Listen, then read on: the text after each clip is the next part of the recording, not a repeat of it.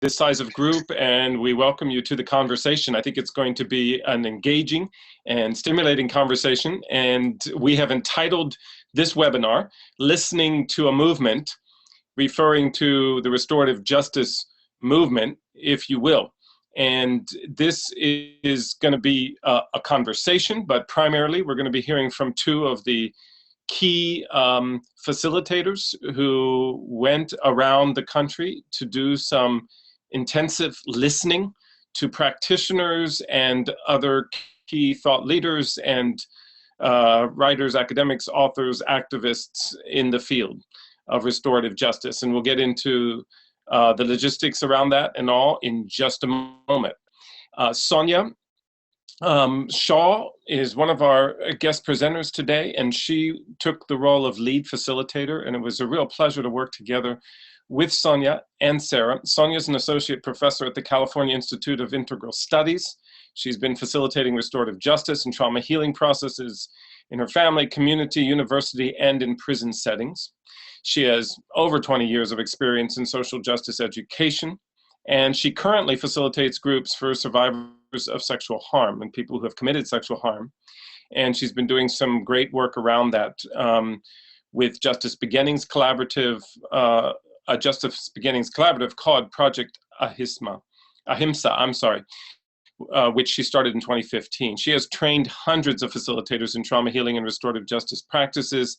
She speaks regularly at conferences and has spoken on numerous locations and national radio programs, including NPR and the BBC, and has blogged on the Huffington Post. So it's a real pleasure to have you, Sonia, and thank you for being willing to come and talk about your experience with the Listening Project. Sarah then functioned with our team also as co-facilitating in the Minnesota site, as well as engaging in each of the sites with capturing the information and making sure that we were all hearing as much as we could from as many different voices as possible. Sarah King is currently a master's candidate here at Eastern Mennonite University at our Center for Justice and Peace Building. During her time at CJP, Sarah has been employed as the graduate assistant and then the Restorative Justice Project assistant right here at the Zehr Institute. And it's been a pleasure to have her gifts and skills in the Zehr Institute. In the latter role, Sarah's primary responsibility has been assisting with the Restorative Justice Listening Project, which is what she'll be talking about with Sonia in a moment. Prior to attending CJP, Sarah was a staff member of the Victim Assistance Program and Restorative Justice Unit at the Minnesota Department of Corrections. She earned her undergraduate degree from the University of St. Thomas in St. Paul, Minnesota, and she will complete her graduate studies in April 2017. And Sarah comes with a lot of experience working in Minnesota and with the government ministry around issues of restorative justice and victim empowerment. So it's a real pleasure to have both of them. And we're going to turn, we're going to move into the next part of the presentation. Let me just remind you, as we're presenting, which we'll do in the next half hour or so, there'll be presentation time. As you are thinking of questions that you might have, please feel free to go to the Q&A button at the bottom of your screen and type your questions in. And we'll be monitoring those, and we'll leave at least 25 minutes at the end of the webinar for us to field some of your questions, and in that way hear some good feedback and your voice in this important issue. So I'm going to start off with just a few opening remarks to sort of give you a backdrop to this listening project and what our goals were. And then I'm going to turn it over to Sonia and Sarah to really give us the core of the work that they have been involved with over the last few months. So for us in the Zehr Institute, this whole process has been a 3 to 4 year engagement, if you will. 3 years ago, we engaged the Porticus Foundation, and they engaged us, and together we worked on a process of dreaming about what it would be to try to engage all those who have been coalescing around restorative justice in different ways to begin to ask the question, is restorative justice more than just a social service, which it has often been portrayed as especially by the institution of criminal justice and so on, that, or in social work, and so that this is an add-on social service of sorts. Many of us who've been engaging in this for decades and years, and other groups that have maybe engaging in this and not even calling it restorative justice in some situations, have felt like restorative justice is more than a social service. It's a worldview, it's a lifestyle, it's a particular way of being and doing. And so what we've seen in the last 2 years is a tremendous increase in research, in practice and application around the restorative justice and its ability not only to transform individuals, but to transform structures. And so what we designed is we had a consultation of leaders in the field in 2015 in the summer. 36 leaders came together, and we workshopped a highly facilitated process looking at transformative scenario building. And there's a report that came out of that project, and we'd be happy to share that with anyone who's interested. In 2016, then we had a public conference building on that consultation, where we tried to look at this very issue of what does restorative justice look like, and if it is a social movement of sorts or a new framework for transforming structural harms and structural violence, then what would that look like, and who needs to be networked, and who needs to be in conversation with each other. The third year, which we're in right now, there's a writing project that's involving a smaller group of people with the hope of some publications that will work around these issues that I have framed here. And then finally, this is the backdrop to what we moved into this listening project, where we decided we needed to go to the regions and locations where we could get together a great diversity of voices to actually listen carefully to how they see restorative justice being utilized, and whether they can see and capture a vision of restorative justice, or what is their vision of restorative justice in the future. And this concept of movement building was central to that.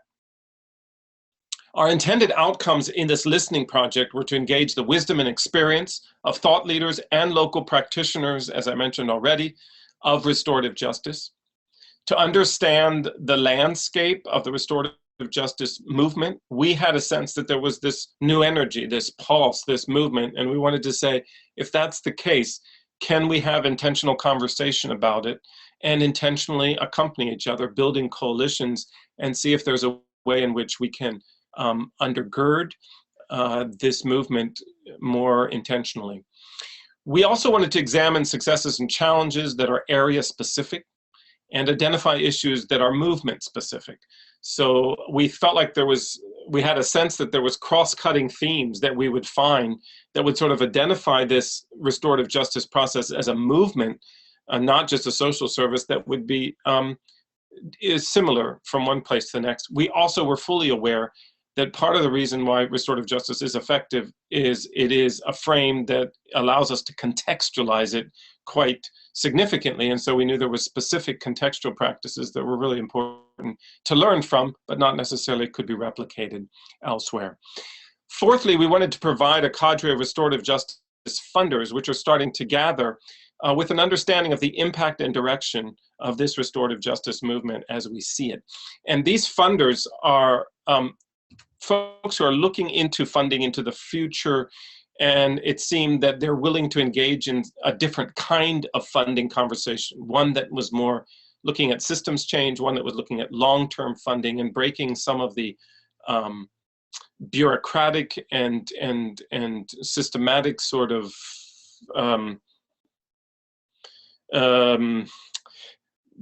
hierarchy of the funding world, particularly as it comes to 1 year, 3 year cycles of funding that many times are imposing on projects as opposed to allowing movements to grow. And finally, or the last two, we wanted to offer direction and recommendations that emerge from these local social contexts, people, and history from this listening project, and reflect back then to the restorative justice movement builders and practitioners our own strengths and all of our own strengths and challenges, opportunities, and areas of growth. So these were our intended outcomes from this, and we'll talk about how we tried to move in the direction of accomplishing these and what we're hearing. And this is a project on the way. And so with those comments, I think I'm going to turn it over and let Sonia and Sarah take it from here. Sarah will be next, I believe, to give us a little bit more detail and background to the project as it unfolded. Sarah? Yes. Hi. So technical difficulty. I can't see any of you or control anything when I have the full screen up. So we are going to just do a little bit of this. And let's see. Does that look okay? I can zoom out. Well, no. Okay. Is this okay? People generally like feeling okay about this? Okay. Yeah, that looks fine. Okay, give a shout out to anyone if they can't see it very well. I will just speak for about 5 or 10 minutes or so about just giving you an overview of the locations I went to. So first, we were really trying to hear from a diverse cross-section of folks doing restorative justice and peacemaking work across the US and then also in Canada. And we pulled this together through the networks of folks that we already knew. So there are some limitations to that, but we were trying to identify hubs of restorative justice in these places. So we came up with Minnesota, Maryland, British Columbia, the Bay Area in California, and then with the Navajo Nation, New Mexico.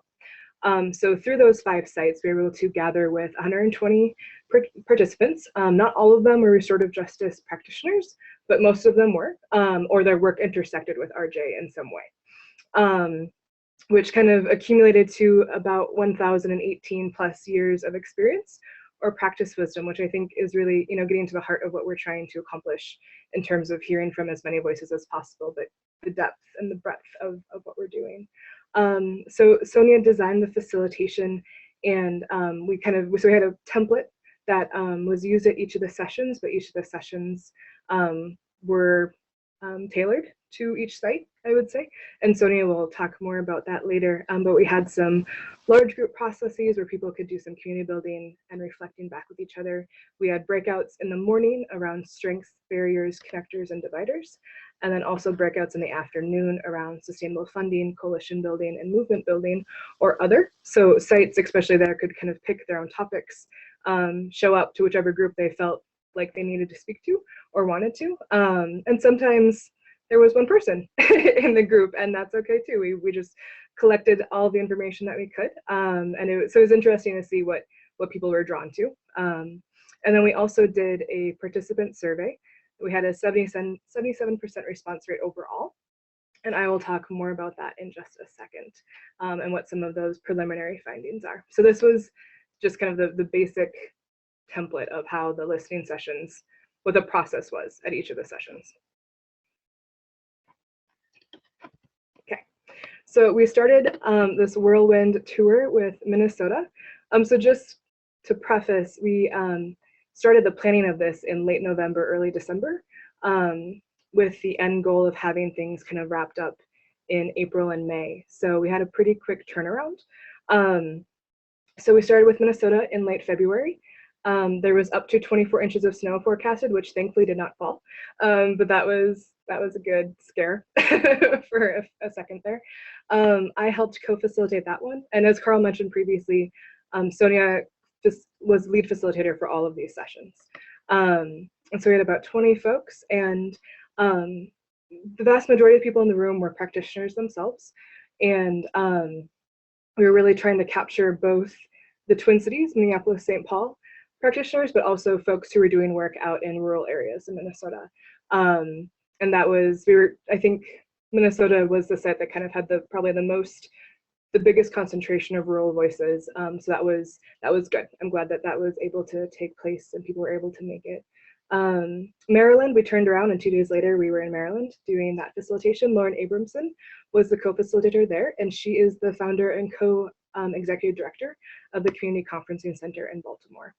And so there we had a really interesting mix of folks. Most of the people were either community-based or systems-based, and Lauren did a fantastic job of finding a lot of different practitioners to come and speak and share. And so it was a very interesting mix of folks. And yeah, we'll just keep going right along. We had British Columbia then in March. And Catherine Bargan was the co-facilitator there. She's the community program manager and Restorative Justice Coordinator with the Ministry of Public Safety and Solicitor General in British Columbia in Vancouver. And that site, we had the most attendees there. The room was packed. It was fantastic. We had a lot of community and systems-based folks, and at least 4 women who were coming from First Nations communities that offered a really unique perspective on the work that they do in their local communities. And then we also went to the Bay Area in California, March 22nd. Ashley George was the co-facilitator there, and she is the Senior Program Associate with the Restorative Justice Project at Impact Justice in Oakland. And I would say the Bay Area, that was a fantastic listening session as well. Definitely, I would say the most culturally diverse of all the listening sessions, and that was a wealth of knowledge and perspective, and just overall goodness that came out of that session that we'll speak to more later. And then let's see here. We've got the Navajo Nation in New Mexico.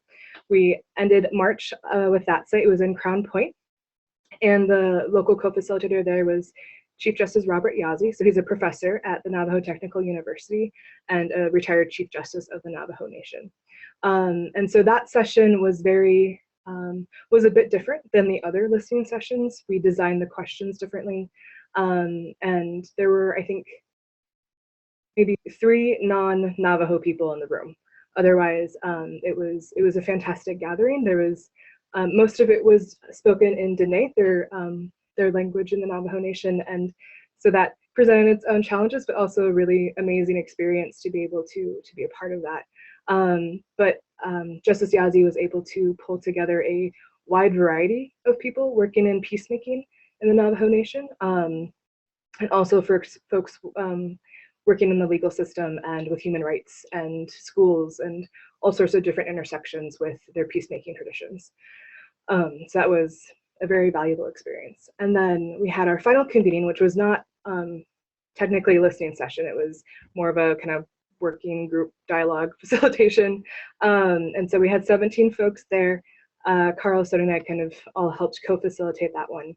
And that was just about 2 weeks ago in Virginia. So that's a brief overview of the places we went and the people that we met with. So the participant survey, I'll touch on just a bit. And really, there's a lot of information that we're still sifting through. And so one of the points of the survey was to kind of just get a general mapping of what people were doing and where. So we did ask that specific question, but then we also provided people a chance to just circle words or add others of how they describe their practices. And so I put these into categories, as you can see in the bold letters of how I named them. That might, like I said, it's preliminary. So we might change those titles, but this was a grouping that made sense to me in terms of where are people doing the work, like where are they positioned within the conversation? Are they working with specific groups of people based upon identity or age? Are they working in a different discipline and intersecting with RJ or in collaboration with, or whatever that looks like? Are they working on specific topics within their RJ practice? And then are they working with, I didn't have a great name except for locations, but just like, are they working in schools, in the universities? Are they working in corrections, locations? So on that note, we do have all this data compiled for the sites individually, and they do differ.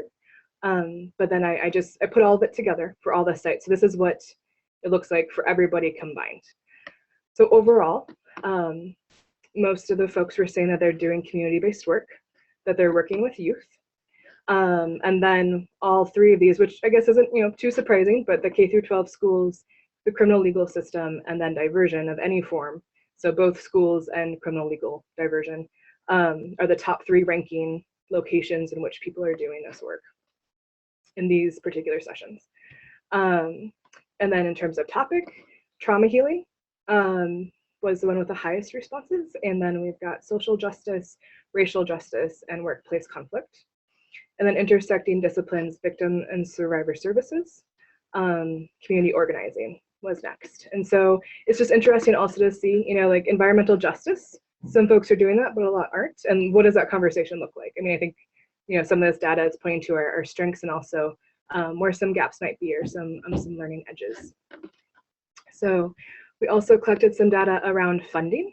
So like, what are your main sources of funding? So Like I said, this is preliminary. I was counting up things earlier this week. So we have fee-for-service, government, foundation, donations, and nonprofits. Government is overwhelmingly the majority, might be slightly skewed because British Columbia, a lot of their funding comes from government. And so I think there's more to unpack here and learn. And then also the average cycle of funding, overwhelmingly the majority of people had annual or one-year funding structures. But we can probably sift through if that's like guaranteed budget, like line item, or if it's grants and things like that. So that's what we were looking at for that. And now I'll pass it on to Sonia. All right. Hey, everyone. Excited to be here. If you can't hear me, just say something. And I think I'm going to take you through kind of more of the emerging themes that came out of these listening sessions. But I want to start by saying, just say something about my own little positionality here. I'm in the Bay Area. I'm a South Asian woman, an immigrant, came from India, settled in New York, moved to the Bay Area. And for me, I do sort of restorative-based trauma healing, criminal justice reform, structural oppression work in many different realms in all of my circles, from my family to my community to different contexts. And I think it's important for me to say that starting out, because I don't see any of this work being outside of just who I am and what I do. So I wanted to say that. I also wanted to say that this is in no way representative of what everybody is doing in RJ. I don't think we could do that ever.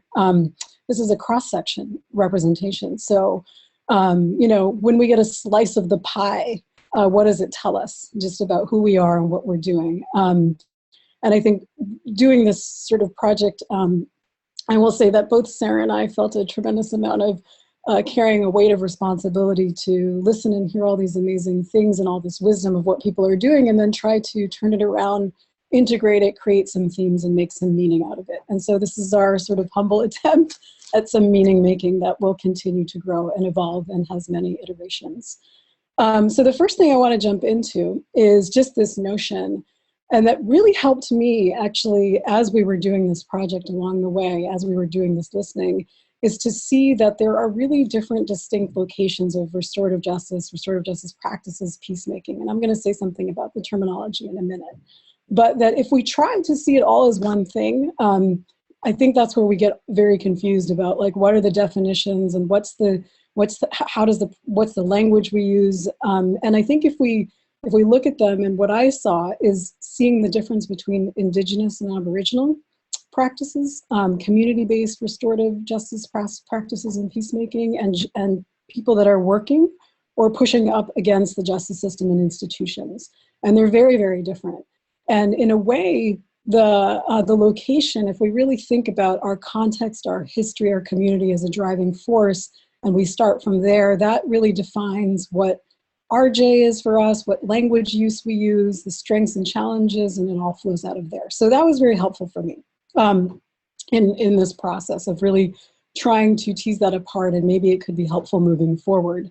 I think another piece that came out of it, is just the sense of, in 2017, the question that I would ask coming out of this project is, how big is the restorative justice and peacemaking and restorative practices tent?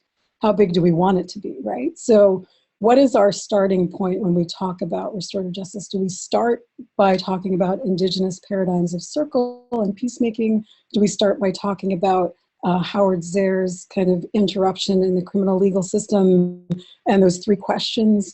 Where do we start? Do we look at the desire and kind of more of the culture in the schools to really think about it as restorative practices and not necessarily harm oriented? And at this point, a lot of it is all meshed together, where if you look at a lot of restorative community conferences, they're using circle process that's New Zealand style, right? So I think it's a question we need to ask ourselves is, are we willing to make the tent really big? I'm not sure we're all on the same page all the time about what that tent looks like, but what is the tent that we're really talking about? And how big can we make it? And I'm hoping that we make it really big, and that it includes Indigenous paradigms of circle and healing, restorative practices, and also restorative justice. So that I'm going to kind of talk from there. So So just kind of going on to, I want to start with talking a little bit about the Indigenous paradigm that kind of came out through the listening sessions. That's totally fine, Sarah. The slide is not, there's no slide for it. Because we did do a session in the Navajo Nation that was really led by Chief Justice Yazzie. And there were 4 women who came from British Columbia who were Aboriginal restorative and traditional justice healers and justice practitioners. And I think one is actually on the line, Faith Trade. So we're really glad you're there. And I want to say that what was very unique about the Indigenous paradigm was that it was highly relational, and it was really kind of obvious in the Navajo Nation that RJ is embedded in a bigger sense of a way of life and a life way. So that traditional law, natural law, is not separate from restorative justice and the fundamental law of the Dene. And that one of the most important pieces in the Navajo Nation listening session is the sense that what really needs to happen is a Dene and cultural revival, right? A sense of knowing oneself, knowing one's traditions and one's cultural context. And that cannot be separated from, and it is intrinsically linked to restorative practices. So much so that there were a number of stories that were told about how knowing your relations and your relationships actually reduces recidivism. There was a peacemaker who spoke about when folks come to her that are coming to her after they have created a harm, the first thing that she does is start to name the kinship and clanship. And in naming kinship and clanship, there's a sense of responsibility that starts to happen to community. Once a sense of responsibility starts to happen, then recidivism drops. And that peacemaker's name was Elaine Henderson. There was another story that was told by a gentleman who was working in schools, in peacemaking, a school that was trying to be a peacemaking K through 12 school. And he said, you know, sometimes there's a fight on the yard and we go out on the yard and say to the kids, hey, you know, isn't that your brother? Isn't that the kid that you're fighting? Isn't he your relative?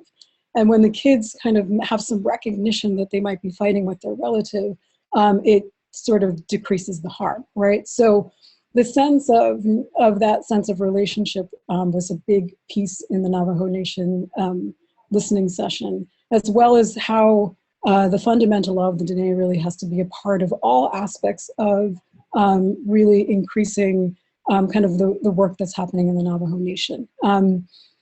To dovetail off of that, just to mention in British Columbia with, there were Joan of the Stolo Nation, Mary Brown of the Heiltsuk Nation, Faith Trait of the Nigsa Nation, and there was one other person, Rosemary, came. And they shared really deeply about the notion of RJ as a holistic healing paradigm, right? Not as, and what Joan said is, we don't all agree on the outcomes of restorative justice. First Nations people want holistic healing. Other people, she was referring to urban restorative justice practitioners, want restitution. So we have different outcomes. First Nations people are looking to heal versus you broke a window and have to repair the harm. So what's the sense of really like what the healing looks like? Faith, who's on the line, said this really beautiful thing, Faith, that I've repeated many times, that there was no such word in their own tradition for offender, that the word that they use is unhealed. And actually, when she said that in the room, all of us sighed and kind of our jaws dropped. And Claire, who I think is also on the line from the Public Safety Ministry, said, what if this was the framework that we use to think about people? And what if all of the justice frameworks and repairing harm frameworks really came from that notion of being unhealed? Another piece that really came from that paradigm was the sense, again, from Faith about starting from our own relationships, the strength of our self-connection and our own relationships. So one of the things she said was we have to start from the strength of our relationships, about our own self-awareness from ourselves, which then shapes health and wellness. We have to understand our own layers of trauma and do our own work. If an unhealed person is facilitating, what are they passing on? You can't reach out to be a connector if you're not connected to yourself, right? So what's this notion of how we actually do the work in restorative justice, restorative practices, if we're not healing ourselves? How do we actually heal others, or work in assisting the healing of others if we're just passing on trauma? So that on the Indigenous lens. The next slide is about restorative justice as a movement and intersection with other movements. So there were some sort of major themes that came up around RJ as a movement. You know, restorative justice as a social movement itself, restorative justice as it intersects with other social justice movements, and then just the notion of the commitment within the restorative justice practices, peacemaking community to anti-racism and intersectionality, and framing intersectionality as central to the work that we actually need to do with each other. Not anybody else, but with each other as a community of practitioners, of academics, activists, etc. And, you know, I noticed there's some other Bay Area people on the line, and Kamisha and Michael and Ashley and some other folks were there. So I hope eventually you'll chime in. But so I'll start out by saying something that came out in the Bay Area, and maybe easy for me to talk about because I'm located here, is that RJ is very much embedded within social justice practices here in the Bay Area.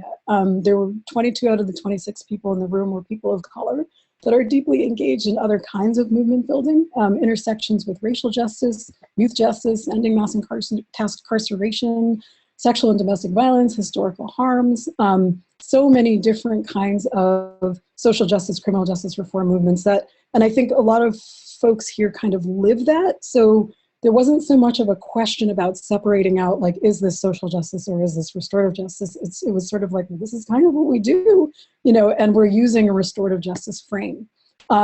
Using it in trying to lead systems shifting, some of the work that Impact Justice is doing, leading it in terms of restorganizing, a term that was coined by Arjoy, naming historical and structural impact.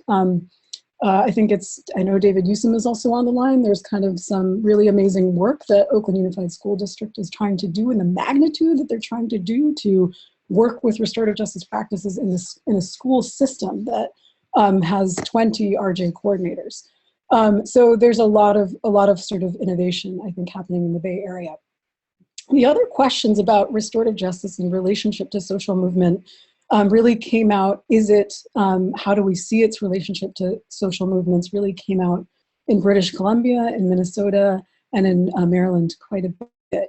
And there was a Christian in British Columbia that said something very beautiful about how social justice comes from a deep, deep need, a sense of oppression and struggle, and identity-based. And she said, anti-oppression comes about at the intersection of all the different movements, and a recognition that what intersectionality is. Social justice movements are deeply rooted in identity and culture.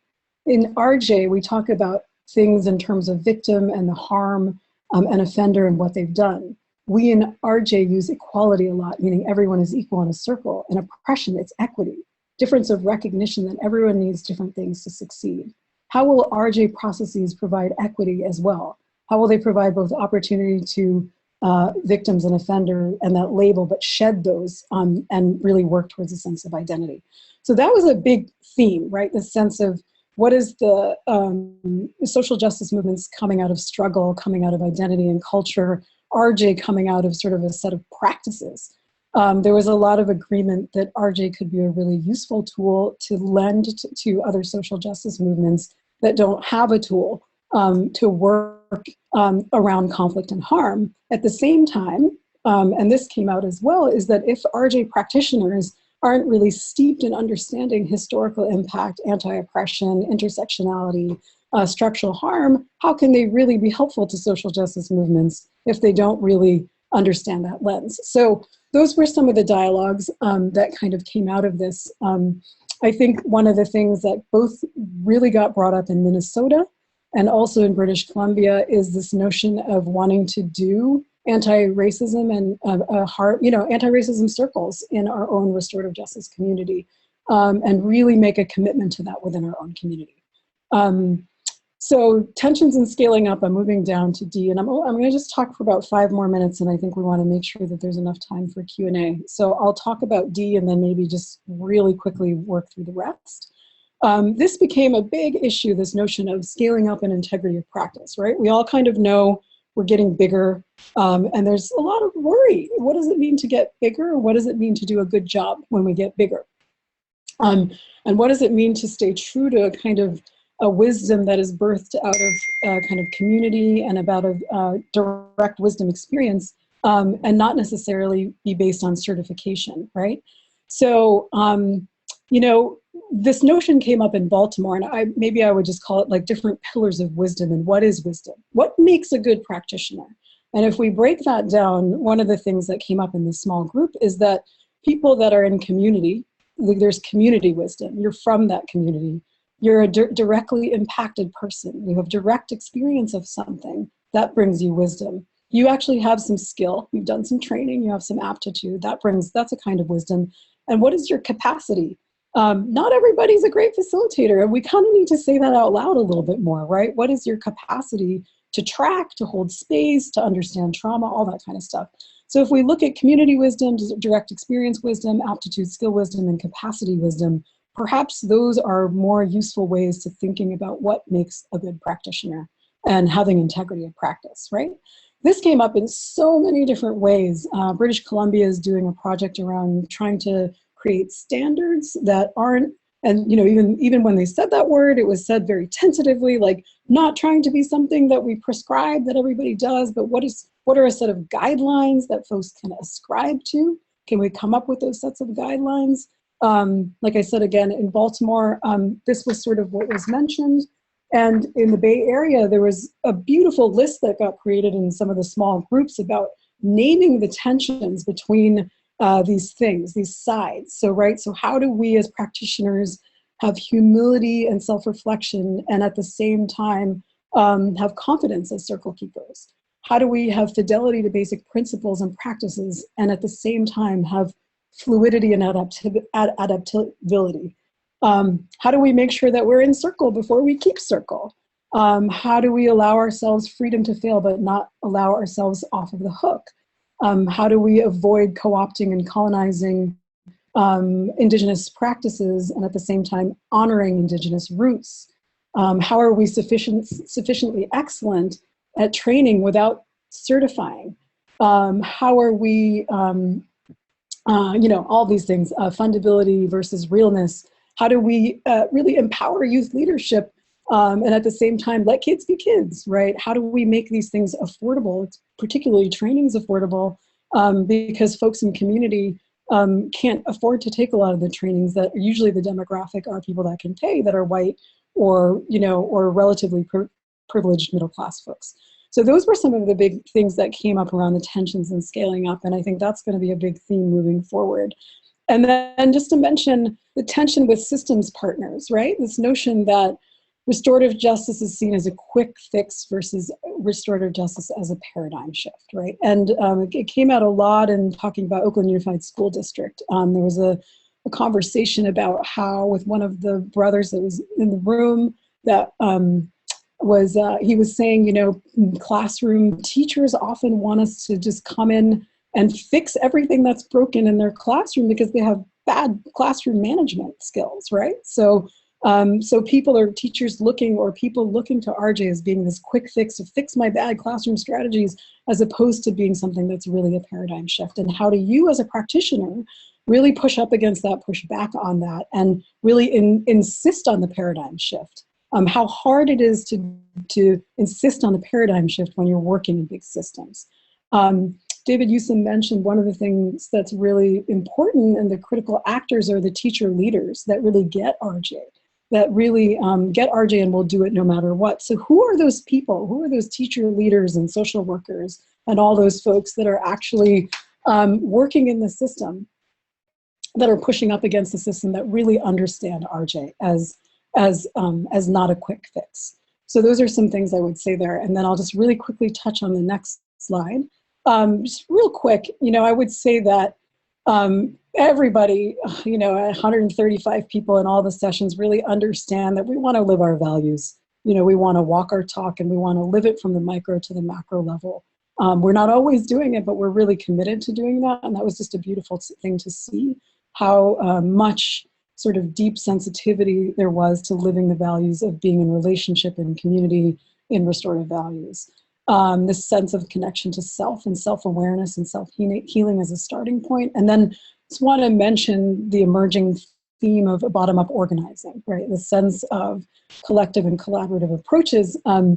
One of the pieces in British Columbia that was named was that there's an Aboriginal justice kind of strand, and they work very closely with the Canadian government to be more of a bottom-up kind of strategy to really fund and resource Aboriginal justice traditions. Can we be doing that more with restorative justice, no matter what funding partners or resource partners or government we're working with? And how do we become strong in creating very inclusive, bottom-up structures that are decentralized in terms of power in order to do that? So maybe let's just go to the next slide. And I will say, kind of moving into our final convening, that was one of the things Carl, Sarah, and I kind of came with, was a sense of, would it, you know, would we, do we want to be more intentional about having a kind of network or a hub structure that's decentralized, again, has some centrality, but is decentralized, that's incredibly inclusive and bottom up, right, as much as possible. And I say that in a way to then try to drive, to be the people in the driver's seat, hopefully driving what we want and what we need, as opposed to being driven as much by resources, even though we are stuck in capitalism and modernity, so we will be driven by that, right? But do we want to do that? Do we have, you know, a sense of wanting to do that?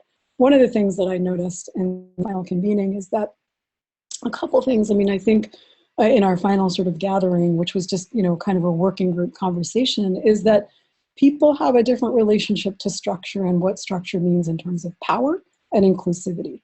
And so it seems really, really important that we break down a sense that structure doesn't mean kicking people out. It means just being able to organize in a thoughtful way. That also maybe because we're historically not used to, as a RJ community, making decisions, holding power, driving decision-making, it can be difficult to step into that place to say what is really, really important. What are strategies? You know, what are things that we say we don't want to leave behind and we want to fund and we want to resource? And can we put ourselves behind those things? So, you know, that's kind of where we left it. And again, I think with everybody on the line, this is an iterative process. We are listening to movements, we're building a movement, we're in the movement, and we'll see where it goes.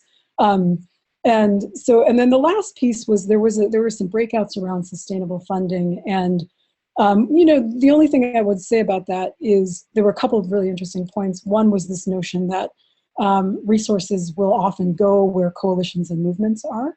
And that came from some funders that were in the room. The second thing was around, they came up in a bunch of places in Minnesota and the Bay Area that we don't tell very good origin stories, and that we could probably do a better job of messaging, of really like telling the story of the work that we do, of the way that we are trying to live.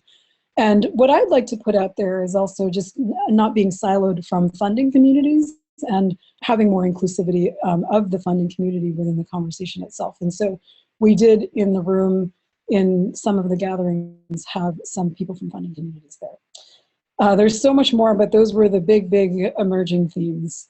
So thank you. I think I'm turning it back to Carl, correct? Yeah, yep. And then this is just the acknowledgement sheet of everyone who participated in the listing sessions, and then yeah, so some really fantastic folks, and hopefully I included everybody alphabetically. Yes, lots of folks, so it's all good. But I will stop sharing my screen now, and there we go. Thank you, Sonia and Sarah. That was fantastic. And yes, as you can probably tell, those who have been in this conversation, we're still processing a great deal of information. And the last gathering that we had, where we brought together folks to look at some of this, was just 2 weeks ago. And so we're still in the process of trying to put the information together, report on it, look at, categorize it, try to digest a little bit more in our conversation. So let me just open up the lines to say, please send questions, comments. We've had a few, and I think it might be nice to jump in on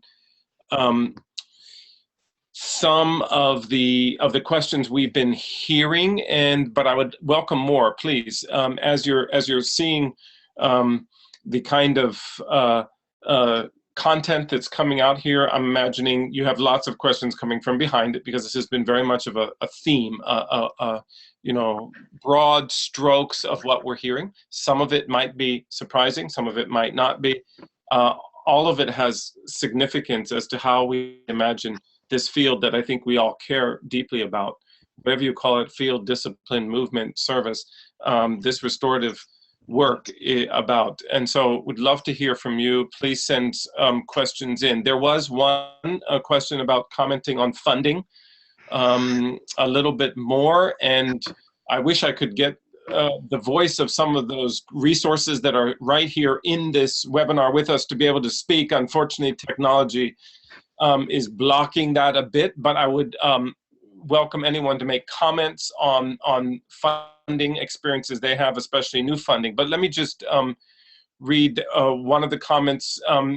In any of the sessions, one of the questions that came from someone who's also been involved with funding, they were curious how many funders were in our listening sessions, and how many, and what did we hear from them about new ideas for funding. Additionally, was there any in-depth conversation about how to educate RJ practitioners on how to tap into larger funding streams? So I don't know, Sonia and Sarah, if you'd like to comment a little bit more on what we think what we're starting to hear from funders in the sense of new ways of thinking and doing this funding thing that might complement some of the direction we're taking with what we've heard in the listening project. Any comments from what sticks out to you in those listening processes? I can, well, maybe not a complete answer at all, but I took notes in the breakout session on funding in Baltimore, and there were at least 3 of the people at the table were funders themselves, and I think most of them had more questions than answers, and they really wanted to hear from the practitioners in the room. I think I'm not sure how many funders were in the room in British Columbia. In Oakland, I think there were probably 3 or 4. Maybe Sonia can clarify that. The Navajo Nation, I don't think there were any. And then we had 2 at our final convening. So I guess I wasn't part of the conversation in Oakland around the sustainable funding. So Sonia might have more to say about that. But yeah, I think, anyways, long story short, the funders were very engaged and wanted to hear from the people doing the work about how to best support them, and then what that looks like, which is some of the data that we were gathering through the survey. But Sonia, want to chime in on that one? Sure, yeah. And Kamisha Fatima is asking this question, and she was at the Bay Area one. I feel like I keep naming people because it's important. So I wasn't sitting, I also didn't sit in any of the small group sessions on strategic funding, but there were some really interesting ideas that came out. We had note takers in every session. Sarah and I took notes. Some of the things in Baltimore that came out were this notion of like having speed dating. So funders and programs could come together to discuss program and funding and get to know each other that way. Having a line in RFPs about restorative work. So, and also a line item in budgets, right? I think this came out in the Bay Area also as the sense of moving towards big state budgets, trying to have restorative justice line items. There was other stuff around sharing space. There's a lot of duplicative cost for personnel, accounting, IT lawyers. So this notion of also, can we get more collaborative so that our fundings, you know, our sort of resources are not being duplicitous. That was some of the stuff in Baltimore. In the Bay Area, the notes that I have, I'm looking at them right now, were, you know, and you were there as well, it was a sense of really making sure that there's equitable partnership, that when you have grassroots organizations partnering with bigger organizations, that there's really a sense of equity. And I think that's on us. That's on us as nonprofits, you know, not to fall into the nonprofit industrial complex way of being, and make sure we're doing right by each other. This notion that money following movements and coalitions, right? So the more that we're building, the more that we might sort of really building intentionally, the more resource there's possibly to be had. I get the sense, you know, the funders that I know, they're people, they're in it for the good work. They want to see it succeed, right? So one of the funders in the Bay Area said, she said this beautiful thing that that there's this way that, people sometimes tell great stories, and there are people out there that tell great stories, but their work isn't that good. There are organizations out there that do great work, but don't know how to tell a story, so they don't get funded. And then there's folks that do both. They tell good stories and they do good work. And so I would take that as an interesting sort of thought moving forward. How do we do great work and tell good stories, right, of the work that we do? I think one of the things, a part of this process, is we're trying to just have more relationship with funders to say this is the work that's happening without being gatekeepers and naming anybody specifically, just saying here are the issues, here's what folks are working on in different places, here's what needs to be funded. Sarah, Carl, and I, and people in that last convening, really felt strongly about not leaving Indigenous folks behind, right? We point to them so often as the starting point of peacemaking and circles. And what does it mean that they're not getting as much resource as other people in cities, right? So do we have some commitment as a community of restorative justice practices, peacemaking folks, to not leave Indigenous folks behind, and to say that that is actually a priority in a funding strategy, right? I'm saying that as an example. Would another example be, how do we really tackle this issue of practice and good practice and integrity of practice and wisdom and what makes good practice? If we're scaling up, right? What does that really look like? What does that mean? What do we need? How do we do it in a way that we're not dishonoring anyone in the community or with direct lived experience, but actually honoring their wisdom? So these are things that can then really break down into strategies, right? And then those things can break down into, so that's what I would say. Great, thank you. I mean, I think we're getting, in broadest sense of the word, we're getting some sense that there's some restlessness in the funding community, which is good, and a sense of looking for new and creative ways of funding. And as Sonia said, the funding will follow our work and the movement, and that's a challenge, to not be waiting to sort of go to the funders, but that the work to go forward and be so enticing that we're inviting new ways of funding in that process. But we're certainly hearing new questions being asked by funders, like how can we think about systems impact, and what does that mean for long-term funding? What would that look like, and how can we look at new structures? I think those of us who've been in the field long enough remember the time when the funders began to demand that we build coalitions, but we didn't want to at the time, often because we were still working in separate projects. But it's very clear from research and from the whole advancement of the field that if we remain at sort of just funding separate projects and programs and nonprofit organizations, it will remain that scattered and not nearly as impactful as we would like to imagine if we think about coalitions and networks of practice going forward. Wonderful. I'm just looking at some folks are starting to come in with comments and questions. Thank you. Keep them coming. Faith Tate asked, just add, when working with Aboriginal, we focus on how we fit process into the culture, not how culture fits the process. Lovely, lovely comment there. And I don't know if Sonia or Sarah want to comment on that and their experience in working particularly with within New Mexico and with the Navajo Nation. I think Faith is from British Columbia, and thank you, Faith, because you're in our thoughts, and I think the notion that you bring around being healing centered, and really that holistic healing paradigm, and just what you have to say, you have so much to teach the rest of us. So if you have any more comments to add, please just keep writing them down. Thank you. So we have another comment here coming out of Baltimore City. Katrina Brooks, thank you. She says, Baltimore City Public Schools have made a 5-year commitment to restorative practices starting in the upcoming 2017-2018 school year. Open Society Institute Baltimore chapter has committed to funding the launch and implementation. Principal, teachers, school administration, and community stakeholders are being trained. City Schools has created a new Office of Restorative Practices This summer, there will be a summer institute to train 120 students from 6 high schools in Baltimore to make sure students are trained and able to practice in class and at home. And then she says the Summer Institute was created by Johns Hopkins University Center for Adolescent Health and will support the Institute in partnership with city schools. Baltimore Mayor's Office, Open Society Institute, and the Family League of Baltimore, along with other funders. Katrina, thank you. This is, I think, giving us a bit of a mini case study on some of the work that's being done in Baltimore and its creativity. And one thing that I want to comment on is I'm particularly happy that we're focusing on a whole school approach and also training the students themselves, because I think what we often imagine, even with restorative justice, is that it's going to come from the top down. And I think we need to begin to build the capacity of students.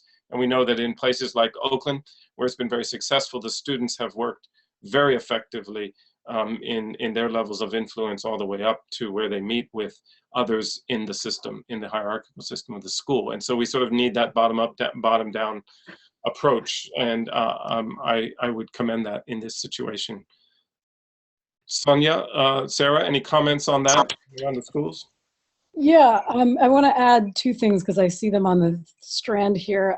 David Newsom added, and my bad, quick clarification that OUSD has 33 sites, based RJ staff and 4 program managers and 1 RJ program coordinator. And Michael Hatcher has a question here that I think also relates to this. He was also in the Bay Area of, are there any examples of our restorative practices being taken up by people who have the most direct contact, for example, teachers, probation officers, or police, right?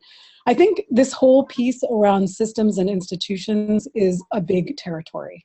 I feel like, you know, it felt like when we were in the room, we didn't get into as much of a conversation about how do we really, really directly work with and work up against and work in systems and institutions.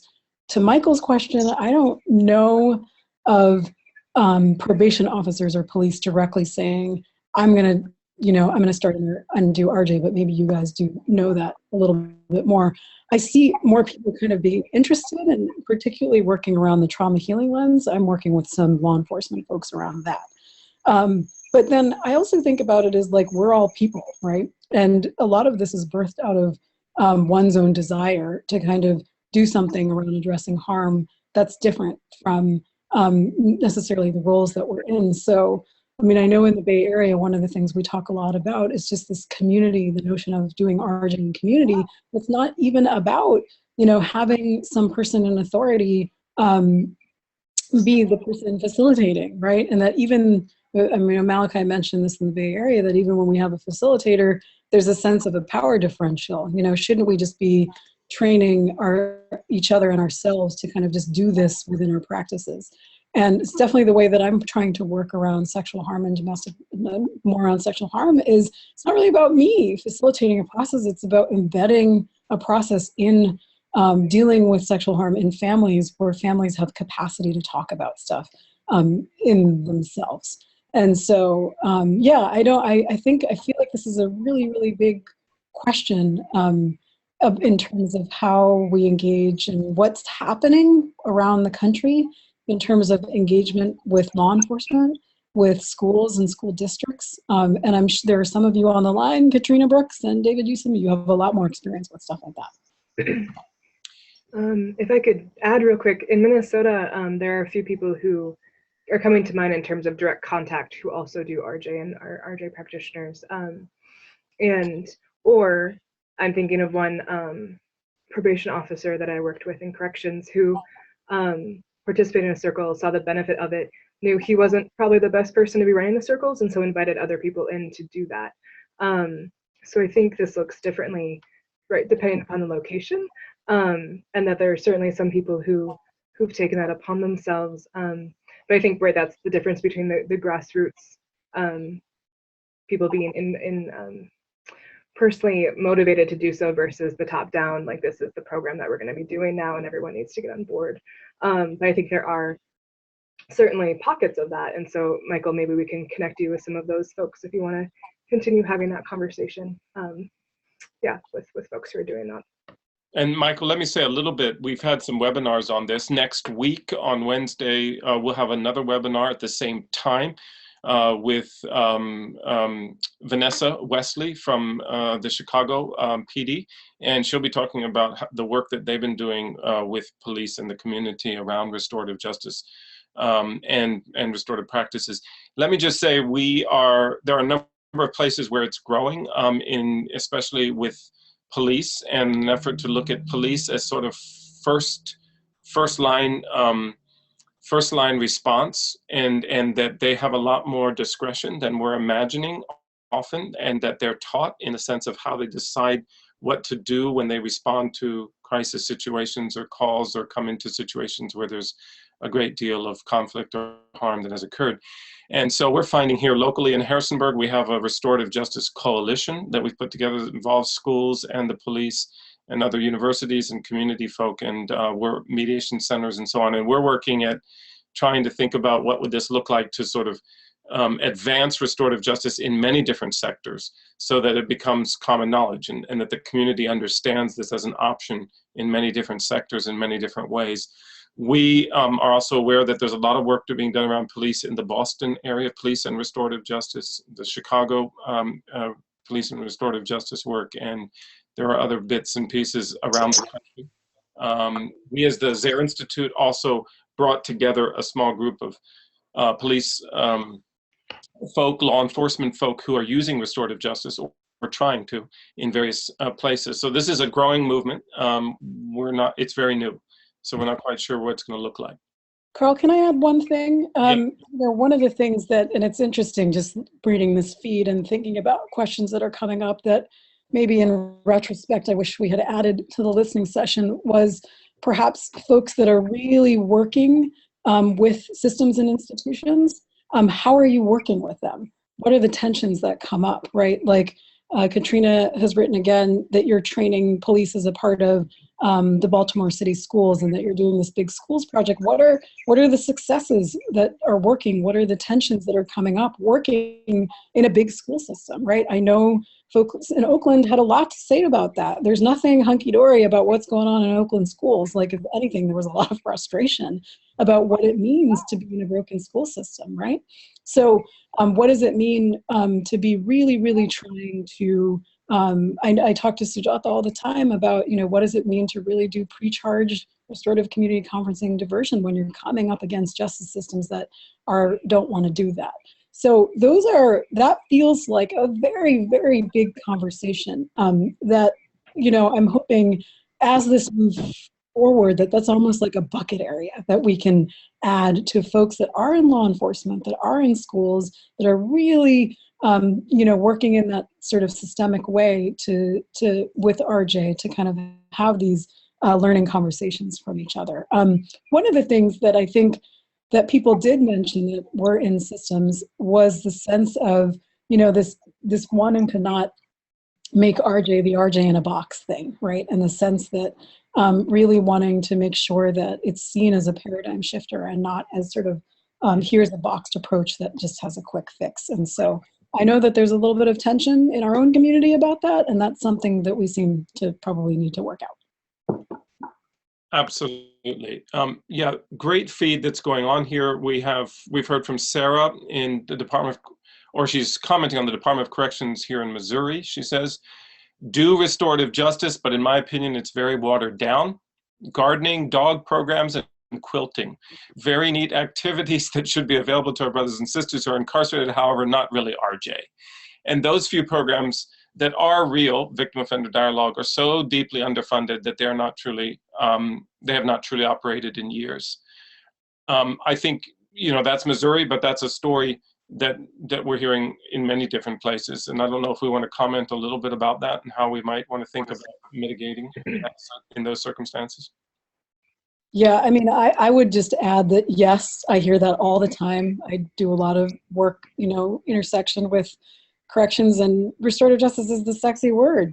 People call everything restorative justice, everything from yoga to dog programs, and it's extremely exhausting and infuriating.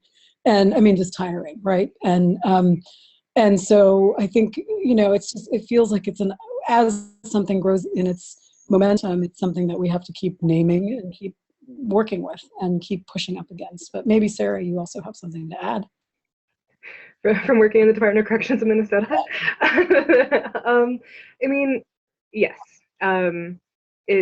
So Sarah in Missouri, I would suggest that you reach out to Alicia Nichols in the Department of Corrections in Minnesota. She is the lead coordinator there for Restorative Justice, and hopefully she doesn't mind that I just said this on this webinar. But I mean, she might have some good conversation for you about the different programming that's happening. And also, I mean, I think Minnesota has some of the same challenges in the DOC system of lots of different programs, which are fantastic, but also like what is the standards of practice that we were mentioning earlier, and what does that look like? What is that continuum?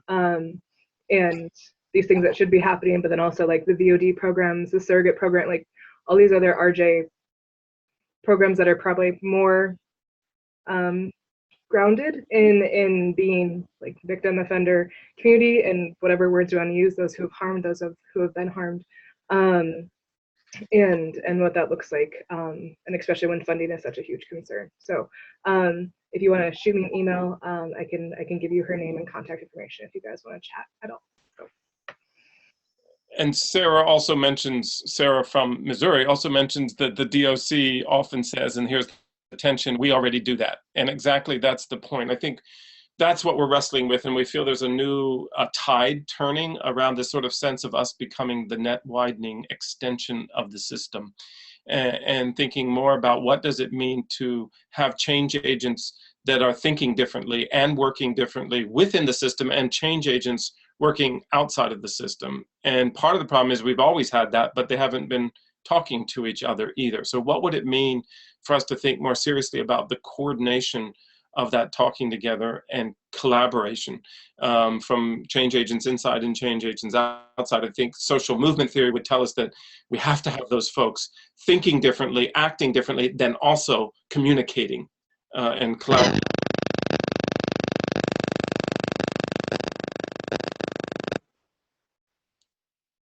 Sorry about that. We've got a few more coming in here. Let me just take a look at them.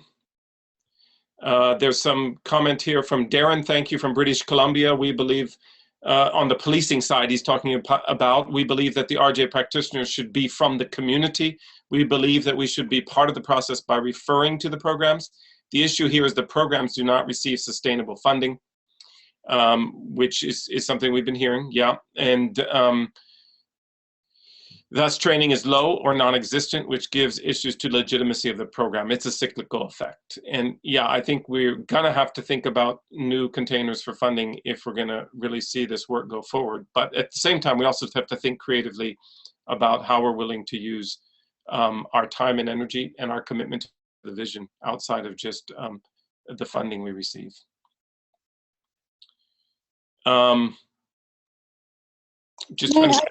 Yeah, please, Sonia, as you're seeing the feed too. Yeah, can I just add to that? Because I believe Darren was in the British Columbia session. And, you know, one of the things that came up a lot was this notion that, you know, it's really, really hard to find trainings.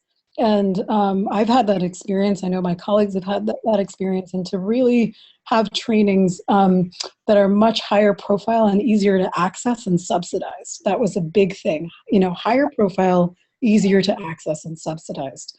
And so that was something that came out of British Columbia, as well as something that came out of Maryland is at some point, you know, after you've been practicing for a while, just taking a training, you know, you've kind of done the trainings, and taking a training, it doesn't usually fit the need that you're looking for.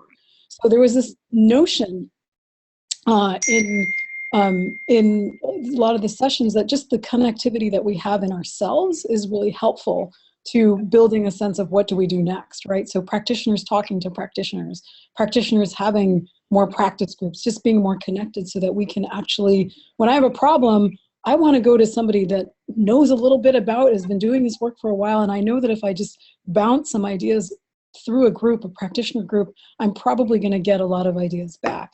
So how do we even support more collaboration and coalition building and partnership building, or just even just hanging out, you know, hanging out. with the practitioners that kind of need to do some, more work and training. But yes, if we're talking about scaling up and getting big, like this whole question of training and accessibility and visibility has to be central to that. Thank you, Sonia. Good stuff coming in here. We have Faith again commenting on restorative justice as a way of life and saying we really need to see it being taught from K to 12. I think we share that vision. I think that's a long-term vision. We have to think about restorative justice as generational thinking, that this is a kind of justice that can be passed on generationally, and it's a non-violent justice that doesn't privilege state-sanctioned violence, and therefore it's something that has sustainability, I think, for the generations to come. So many of us are in this for the long haul, thinking about what are we doing now to build for the generations to come. But I think there are a lot of voices that would join yours in saying, let's continue to see how we make this part of our culture, as well as our educational system from the get-go. Samantha Baker, a car, talking about Baltimore City Police Department. They're currently participating in youth police dialogue circles that are being facilitated by the Baltimore City Community Mediation. So that's great. I know that Chicago, and we'll probably hear some more about that if you join us in the webinar next week, are also doing youth police dialogue circles. And I think this is really important work.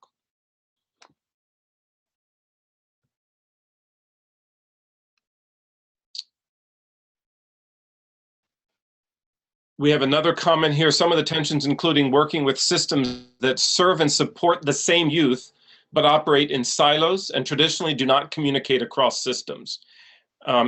Yes, getting folks to do this to the same table and getting them to speak the same language is exhausting. I think we'd all agree that this process is going to take a great deal of energy and effort, and the commitment to walk our talk is going to invite us to move into a deep commitment around this. We are extremely happy about the city school commitment, which was made by our mayor's office and the city government agencies, such as the city health department, coming together and sharing the vision. That's great.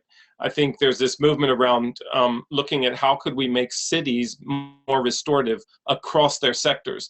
I'm not sure if I want to dive into the idea of declaring a city restorative, but at least how do we make restorative infused? How do we get to see restorative justice being infused in as many sectors as possible in a city, or especially in a smaller city? It's possible. Some of the bigger cities, that seems to be a really long-term version.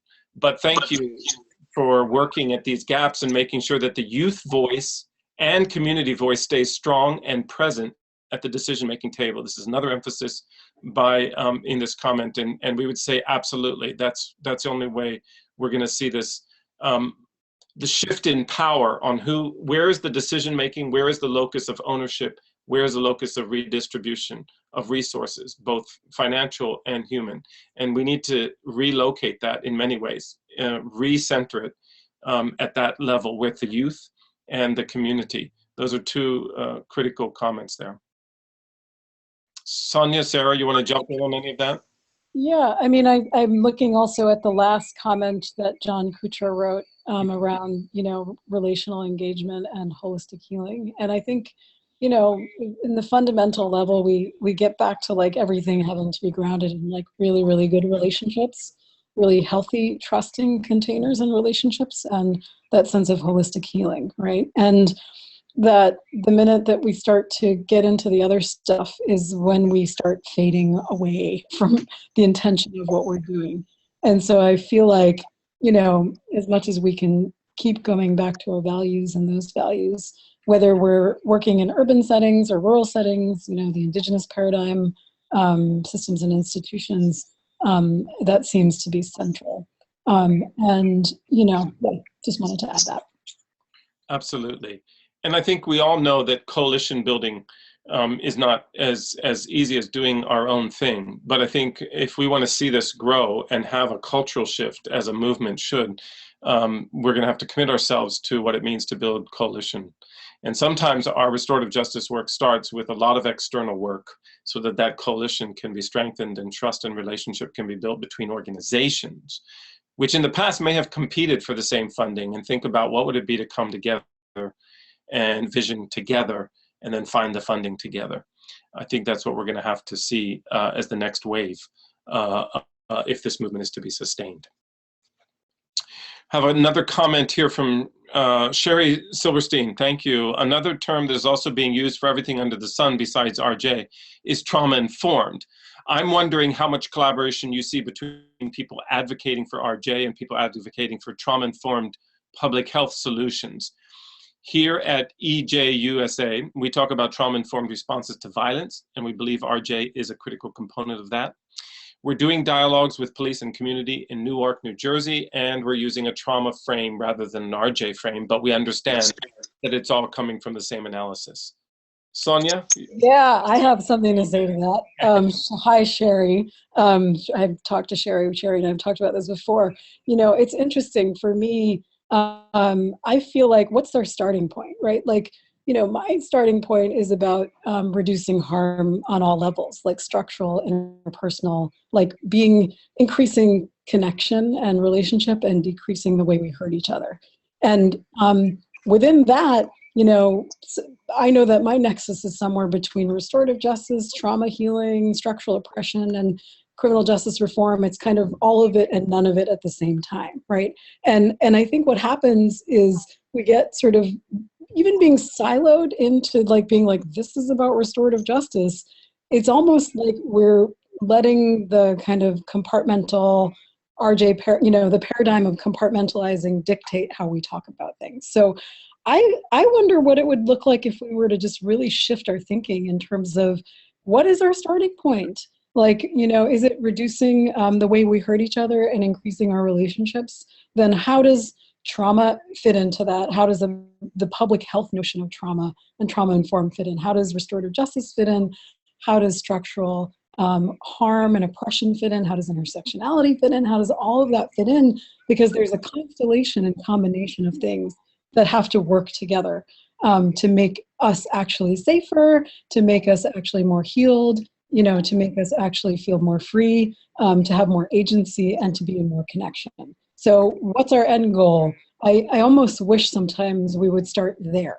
And in terms of, and then it leads us to the starting point and the question. And some of these boxes, like restorative justice, transformative justice, trauma-informed, blah, blah, everything. It's like, you know, we're cutting up slices that create a lot of tension. So, you know, I really want to just say, yes, Sherry, like, you know, it's so true.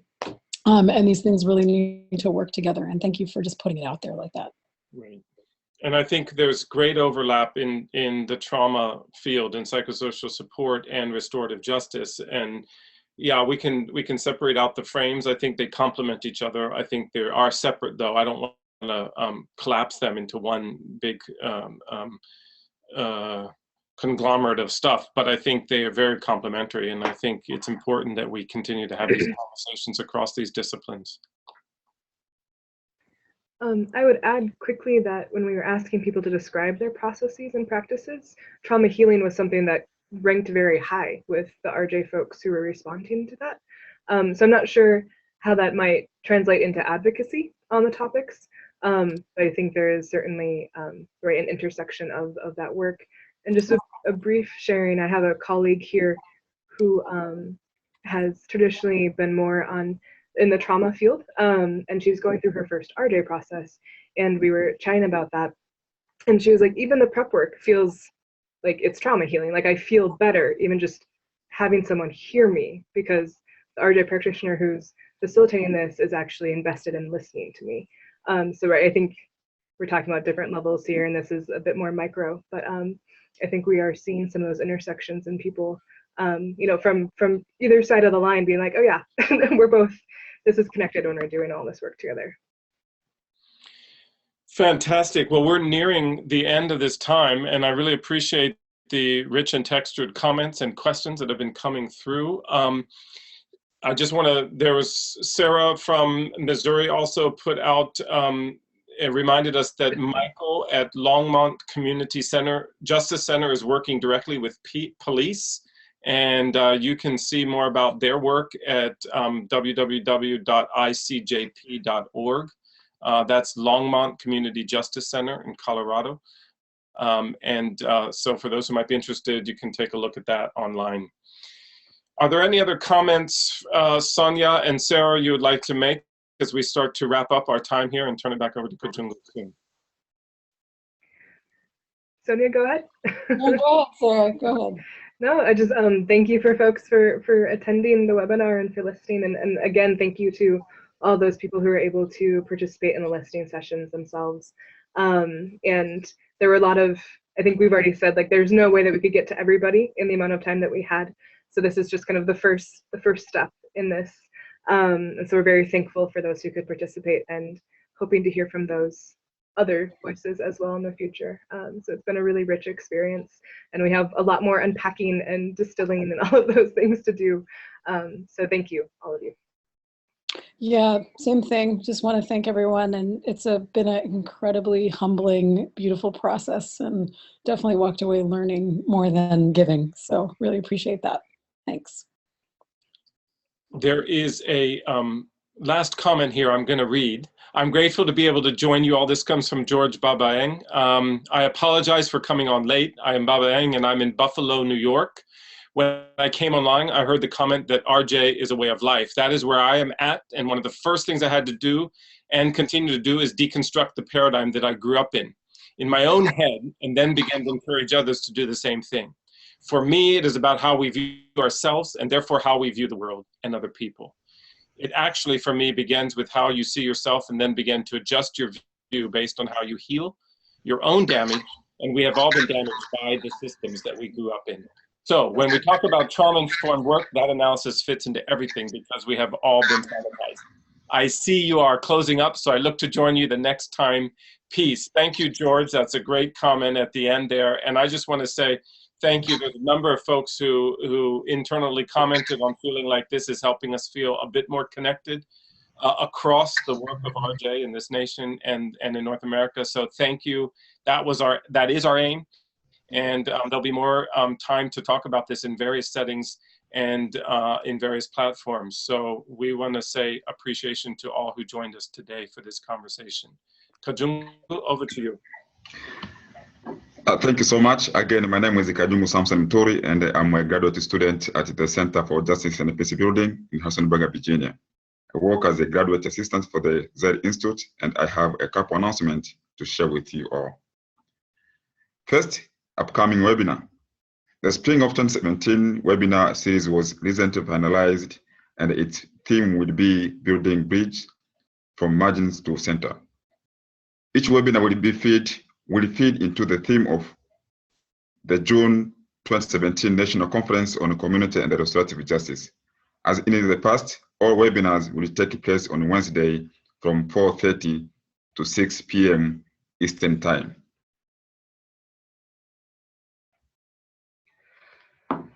Coming webinar will be April 26. It will be focused on a community justice partnership, and it will be hosted by Stauffer. Again, we have webinar coming. It's called Law Enforcement Through Restorative Justice, Peace Building in the Community. And this is six-part course from June 28 to August 2nd. It will be a weekly basis. Is an introduction to restorative justice with emphasis on its applications in law enforcement. Participants will explore innovative ways to incorporate restorative justice within an agency and to collaborate with community organizations on such initiatives. Through presentations and interactive discussions, example of implementation in police agencies throughout the United States will be shown case. Some of these will be include an alternatives to or within the criminal justice system, citizen complaints, internal conflict, and a community engagement. And by the facilitators are very qualified police officers by professional. They've been in practice restorative justice while they're working in their career. So I would recommend to apply. Please visit our website down there for registration and more information. It's not too late to sign up for the Center for Justice and Peace Building Summer Peace Building Institute for 2017.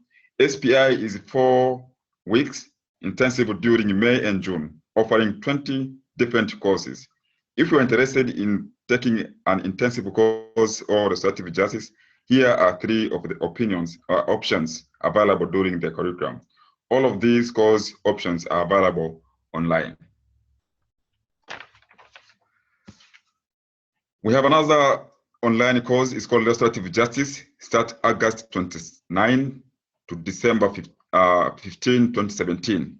And the instructor of this course will be Johan Chun. This course provides a critical examination of the values, principles, and the practice of restorative justice. So it's online course you can take while you are still working with your regular work.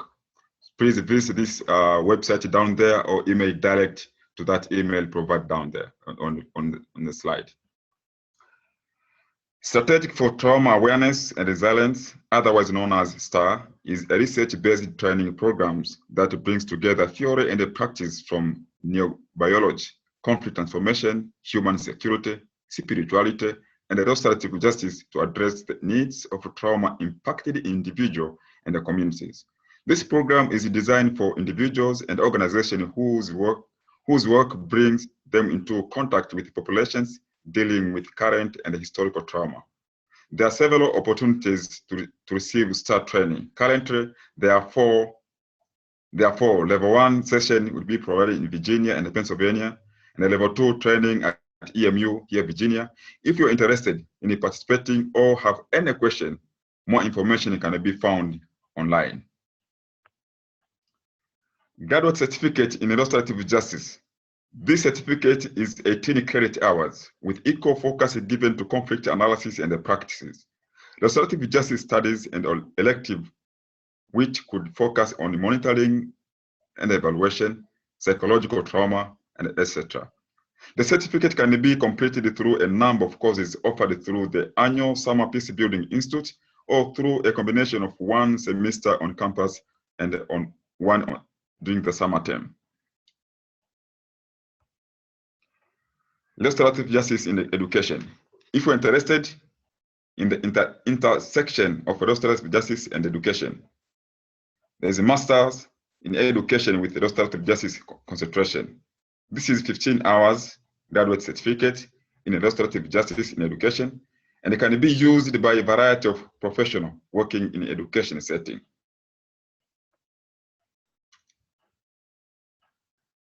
There's also a master's degree in conflict transformation, and along with that, this fall marks the beginning of Center for Justice and Peace Building offering a master's degree in restorative justice. The curriculum is a practice based on ideal for individuals looking to be reflective practitioners with their chosen field. Lastly, but not least, the Zehr Institute website is available as a source for upcoming events, resources, the schedule of upcoming webinars, and a repository for past webinars that are linked to YouTube. The recording for tonight's webinar will be available early next week. That concludes my announcement. So here's Carla with a few closing comments. Thank you all who have stayed on and joined us, and we wish you all the best, and hoping that we will continue this conversation and that you will be back with us for the subsequent webinars coming up. Thank you and have a good evening, and thank you to Sonia and Sarah for your time and your expertise, and we hope the conversation continues. Go as you work for justice, and may you continue to expand the work that you do. Thank you.